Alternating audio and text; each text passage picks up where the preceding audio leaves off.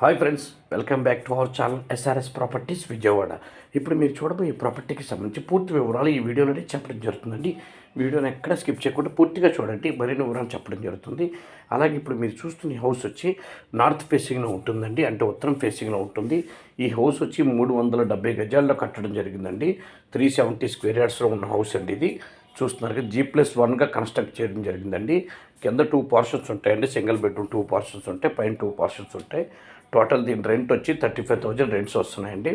దీని లొకేషన్ వచ్చి తాడేపల్లి దగ్గర వస్తుందండి, మణిపాల్ హాస్పిటల్కి నియర్ బై ఉంటుందండి ఈ హౌసు. ఇది బ్యాంక్ లోన్ వస్తుంది, రిజిస్టర్డ్ హౌస్ అండి ఇది. ఈ ఇంటి ముందు రోడ్డు వచ్చి 24 అడుగుల రోడ్డు అండి, 24 ఫీట్ రోడ్డు. చూస్తున్నారు కదా, మంచి ప్రశాంతమైన వాతావరణంలో చాలా పీస్ఫుల్గా ఉంటుందండి లొకేషను. మనకు హైవే కూడా చాలా నియర్ బై ఉంటుంది.